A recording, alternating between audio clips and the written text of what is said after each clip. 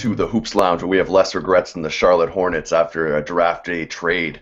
My name's Phil Boileau, aka Sporting Phil. I'm joined by my partner here, Marc Griffin, aka Montreal Marc, and today we're talking about Kobe Bean Bryant.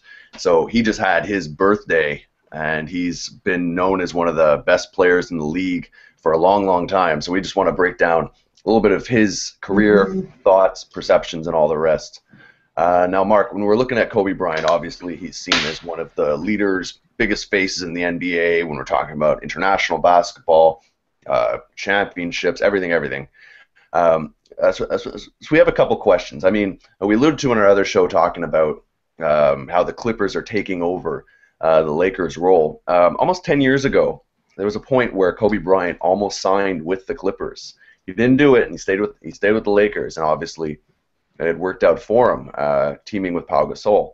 But when we look at that and looking back, is it possible that the Lakers would have been better off rebuilding-wise had that happened? Because a lot of people say that, given what they've done to appease Kobe, the contract and such, that it's kind of held them back from being able to rebuild. Or do you think that this is something that you just can't let go of a top 50 player ever? Well, I mean, ultimately, I hate I know you're a what-ifs guy. I hate the what-if scenarios because you're never going to know either way. But it was a very strange situation to be going to another team within your own city. I mean, where else have you seen that? I think in football, there was a wide receiver who did that once, but Jerry Rice. But it's something you rarely see. And you know, to stay with a franchise forever. He's been with them since he was like 18 years old. He's 36. I mean, that's pretty much unheard of in the modern day league. So the Lakers rebuilding, I mean, who knows? I mean, theoretically 2 years ago, bringing in Dwight Howard and Steve Nash, teaming them with Gasol and Kobe was supposed to work. You know, so basketball, like any other sport, is a game of kind of mystery. Like sometimes things work out, sometimes they don't.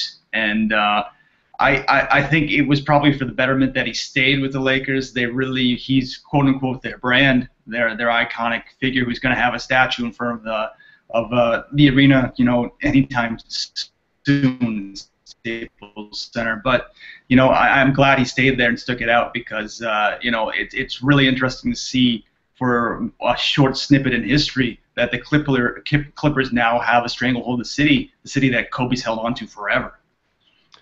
Yeah, no, I completely agree. I think he's one of those players that you just have to hold on to because even if you're not necessarily winning like this year, he's one of those. He's a face of a franchise guy, and if you just let him go, you really have to replace him with someone significant because for one of the big cities, you know, Chicago, New York, LA, to be without a star, I think is kind of a sacrilege to the NBA and the sport, and I think that was one of those things that kind of hamstrung them a bit.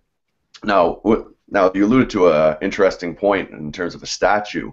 Now, in terms of another kind of statue, we've been talking a lot about the term Mount Rushmore, and quite often Kobe Bryant gets left off this for various reasons. On some Mount Rushmores he's on, and some he's not. Now, I want to bring up the conversation because I've brought this up in the past. You can love him or hate him. Kobe Bryant, for many reasons, people say he doesn't share the ball. People just say that he's a bit tough to work with. But I've argued that talent-wise, he's easily a top 3 talent-wise individual player who's ever played the sport. Would you agree or disagree with this assessment? I disagree. I would say he's definitely top 10 in terms of killer instinct and just that pure will to win and that kind of Michael-esque willpower he has. He's definitely up there. But in terms of talent, in terms of the last 60 years of basketball, I would say he's probably top 10. I haven't really completely looked at it, but in terms of shooting guards, by far one of the best ever, absolutely. Yeah, I actually put him quite high there. I've watched a lot of film, a lot of everything, and I think that the thing that always works against him is other guys are presumably better teammates, and I think he is tough to play with. I think he holds you to a high standard, and he kind of strangleholds the team. But in terms of overall talent, his ball handling, his shooting, his rebounding, his defense, for me, he's a top 3 player.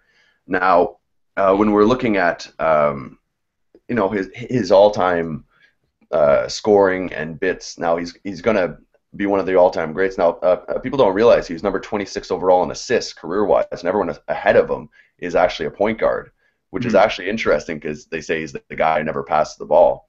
But I just think he's had to score for much of his career.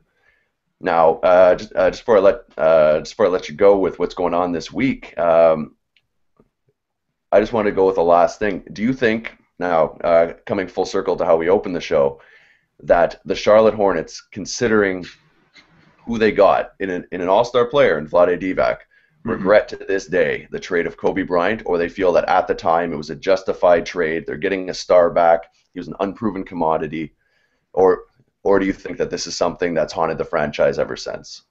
Well, I mean, you really never know the value of a trade till years, sometimes decades later. And I'm absolutely certain that Charlotte is regretting this. And it's very, very interesting to me that Kobe, to this day, continues to bring it up when he mentioned Andrew Wiggins. And this is the quote, Cleveland is making the same mistake that Charlotte made with me. This was Kobe Bryant last week talking about Andrew Wiggins. So I think, yes, absolutely, they are haunted by the Vlade Divac trade. It would have shifted their franchise in a completely different direction. But like I said, basketball is just a game of bounces and what-ifs, and sometimes things work out, sometimes they don't.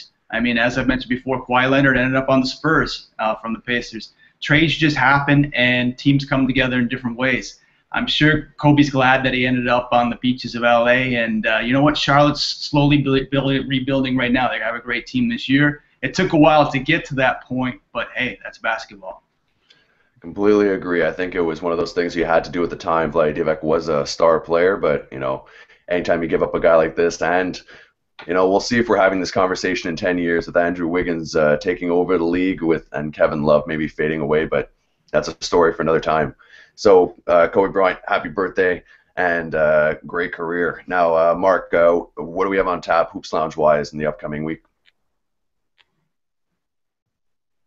Yeah, I mean, we have lots of stuff. One thing I want to mention right off the bat, we have a brand new writer at Hoops Lounge. His name is Jack Moore out of Toronto. His segment's going to be called More Hoops. He did a piece for us this week on Bruno Caboclo, the new Raptors rookie. Got to interview him a few days ago.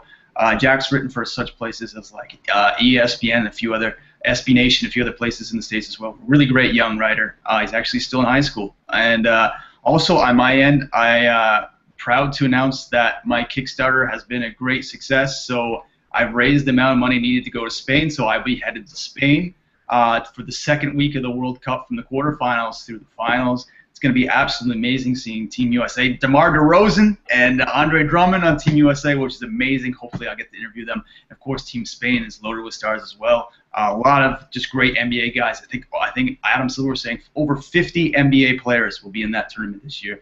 So that's going to be amazing as well. Moda may be joining me, hope, knock on wood, for a few days over in Spain as well. So we'll have tons of coverage on Hoops Lounge from the World Cup, FIBA World Cup. It's going to be a very special time for us all. And Phil has been doing a bunch of new things. He actually has a new writing segment that I'll let you speak about yourself. Okay, well, I've been starting I wanted to dabble into writing, so we're calling it Flagrant Phil, where I give my 2 cents and a rant on a point that's going on that's kind of irked myself about the NBA on and off the court. So we just get into it. It's a nice, quick little read, and so look out for those. Also, I've been starting my season previews. Check out our YouTube channel, YouTube/The Hoops Lounge, of each team, keeping it short, keeping it to the point. So if you guys follow a team or want to see the competitors of your favorite team, check those out, and I think you'll be interested to what's going on there. And as always, you can catch all this stuff, hoopslounge.com. There's articles, videos, and more, and we'd love to start this conversation anytime you want. All right, Marc, thanks for joining us for another conversation, and we'll catch you guys next time in the lounge.